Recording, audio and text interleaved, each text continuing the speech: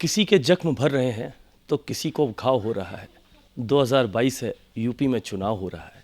उसी के संदर्भ में आज हम राम नरेश रावत एमएलए बछरावां से हैं, उनसे बात करने आए हैं। सर, मैं जानना चाहूँगा कि भाजपा की तत्कालिक परिस्थितियां हैं, कई मंत्री विधायक हैं जो कि इस्तीफा दे रहे हैं और दूसरी पार्टी में शामिल हो रहे हैं सपा में।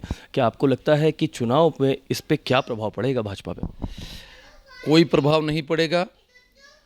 ये तो आया राम गया राम वाले लोग हैं, तो निश्चित रूप से अपने पैरों पर वो लोग कुल्हाड़ी मार रहे हैं। मैं तो भारतीय जनता पार्टी में 26 साल से हूँ। अच्छे से अच्छे दिन भी देखे हैं और बुरे से बुरे दिन भी देखे हैं। 26 सालों में पार्टी का उतार चढ़ाव भी हुआ है। इस समय मोदी जी का, योगी जी का, माननीय राजनाथ जी का, माननीय अमित शाह जी का क्रेज है। इस पर कोई फ़र्क नहीं पड़ेगा। जितना कोरोना काल में भी हमने आम जनमानस को टीकाकरण मुफ्त में करवाया, मुफ्त में उनको अनाज मिल रहा है, गैस सिलेंडर, चूल्हा, शौचालय, आवास, किसान सम्मान निधि, ये सब कुछ दिया जा रहा है आम जनमानस को कोरोना काल में, तो निश्चित रूप से कोई प्रभाव नहीं पड़ने वाला है। सर, स्वामी प्रसाद मौर्य जी बीजेपी के ऊपर बहुत तरह के आरोप लगा रहे हैं कि उनकी सुनी नहीं जाती थी, पिछड़ा वर्ग पे ध्यान नहीं दिया जाता था। इन आरोपों का क्या कहा जाए, क्योंकि ऐसी अफवाहें भी उड़ रही हैं कि बीजेपी से अब की बार उनको टिकट नहीं मिलने वाला था, इसलिए उन्होंने समाजवादी पार्टी का दामन थामा। नहीं, उनका ये भ्रम था। वे एक कद्दावर नेता थे।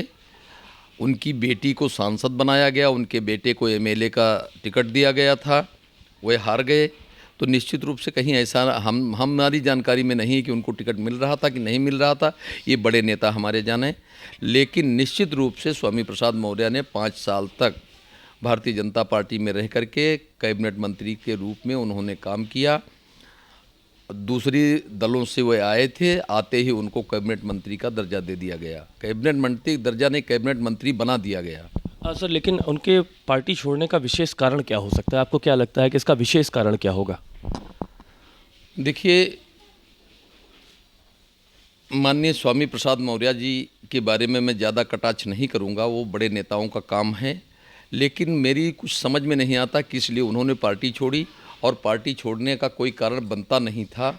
निश्चित रूप से अब शायद उनको ये लग रहा होगा कि उनको मुख्यमंत्री नहीं बनाया गया, शायद उनको लग रहा होगा कि हमको डिप्टी सीएम नहीं बनाया गया, शायद उनको लग रहा होगा कि हमको इतने बड़ा दर्जा नहीं प्राप्त हुआ। लेकिन जितना कुछ उनको मिला, बीजेपी ने जितना सम्मान दिया, इतना वे कहीं पर भी नहीं प्राप्त कर सकते थे।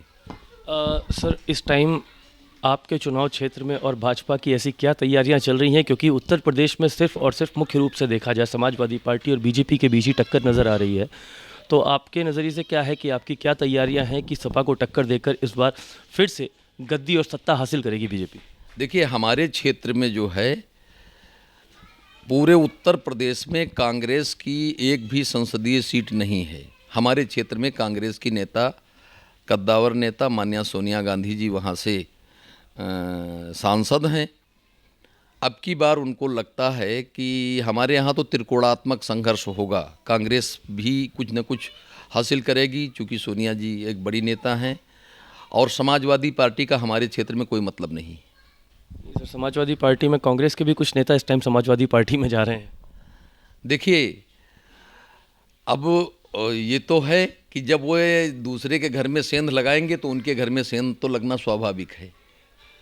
सर, ऐसा भी अब की बार आपको क्या लग रहा है कि चुनाव के रिजल्ट किस हद तक जाने हैं? क्योंकि जैसा योगी जी कई चुनावी जगह पे रैलियों में कह चुके हैं और कई बड़े चैनल्स पे उन्होंने कहा है कि इस बार 80 और 20 की लड़ाई है, 80% 20% की लड़ाई है, तो ये किस हद तक सत्य है और किस हद तक इसका रिजल्ट रहेगा? हम माननीय योगी आदित्यनाथ जी का पूरी भरपूर समर्थन करते हैं। 80-20 की ही लड़ाई होगी। निश्चित रूप से 3.5 के पार हमारी सीटें आएंगी। और योगी जी किस सीट से चुनाव लड़ सकते हैं सर, इस पे आप कुछ बता सकते हैं? क्या लग रहा है आप? देखिए, वो बड़े नेता हैं तो उन पर मेरा कुछ कहना नहीं है। योगी जी भी लड़ सकते हैं, माननीय दोनों डिप्टी सीएम भी लड़ सकते हैं, और लड़ना भी चाहिए।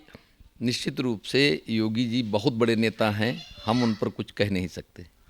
चुनाव आयोग ने वर्चुअल रैली और कोरोना को ध्यान में रखते हुए वर्चुअल रैली का आगाज़ किया था, लेकिन कई अन्य पार्टी हैं जो कि अपने आप को इस मामले में कमज़ोर बता रही हैं कि हम वर्चुअल रैली नहीं कर सकते, हमारे पास संसाधनों का अभाव है। वर्चुअल रैली पे आपत्ति प्रकट कर रहे हैं। इस पे आप क्या कहना चाहेंगे, क्योंकि तत्कालिक परिस्थितियां कोरोना की बहुत ही गंभीर हैं और बहुत तेज़ी से रफ्तार पकड़ रहा है कोरोना इस बार। कोरोना बहुत तेज़ी के साथ बढ़ रहा है। हमारी सरकार की नीति जो होगी और चुनाव आयोग का जो निर्देश होगा उसे हमारी पार्टी पालन करती है। हमारी पार्टी स्वयं में एक बड़ी विचारधारा वाली पार्टी है। आप देखते होंगे कि जहाँ पर फोटो चित्र लगाया जाता है, माननीय अटल जी इसके संस्थापक अध्यक्ष हैं भारतीय जनता पार्टी के, फिर भी उनका चित्र नहीं लगता। चित्र लगता है 3 पीढ़ी के पहले वाले नेताओं का, आदरणीय पंडित दीनदयाल उपाध्याय जी का, आदरणीय श्यामा प्रसाद मुखर्जी का ही चित्र लगाते हैं हम लोग। तो कोई एक दिन की हमारी पार्टी नहीं है, हम तो 3 पीढ़ियों को लेकर के आगे बढ़ रहे हैं। भारतीय राजनीति जब से अस्तित्व में आई है तब से 3 पीढ़ियां जो ही मान के चले हम लोग। हाँ बिल्कुल बिल्कुल, संघ जनसंघ और भारतीय जनता पार्टी, इन सब का सम्मिश्रण रूप ही हम भारतीय जनता पार्टी का है और भारतीय संस्कृति आधारित है। 550 साल का कोढ़ दूर हुआ, राम जन्मभूमि का शिलान्यास किया गया, हम सब लोगों ने उसमें सहयोग रास दिया। निश्चित रूप से धारा 370 नहीं हटती। श्यामा प्रसाद मुखर्जी गए थे वहाँ लाल चौक पर झंडा फहराने, लौट कर नहीं आ पाए। पंडित दीनदयाल उपाध्याय जी मुगलसराय में हमारे साथ समाज का साथ छोड़ करके चले गए। किन परिस्थितियों में गए उस पर मैं कहना नहीं चाहता, लेकिन एक अंत्योदय के प्रणेता हैं और एकात्म मानव दर्शन के प्रणेता हैं। दूसरे राष्ट्रवादी चिंतक श्यामा प्रसाद मुखर्जी थे, जिन्होंने कश्मीर से कन्याकुमारी तक भारत को एक करने का संकल्प लिया था, जो अब मोदी राज्य में सफल हुआ। सर, एक आखिरी और विशेष सवाल आपसे पूछना चाहूँगा। अन्य राज्यों से कुछ पार्टियां इस बार उत्तर प्रदेश के चुनाव में हस्तक्षेप कर रही हैं और कुछ ऐसी भी पार्टियां हैं जिनका उदय हुआ है जो कि मुख्य रूप से वोट काटने का काम करेंगी। क्या लगता है आपको चुनाव पर या बीजेपी के वोट बैंक पर इसका असर पड़ेगा? इस पर बीजेपी पर कोई प्रभाव पड़ने वाला नहीं है। बीजेपी जब आई थी सत्ता में तो लोग कहते थे बड़े बड़े लोगों की पार्टी है।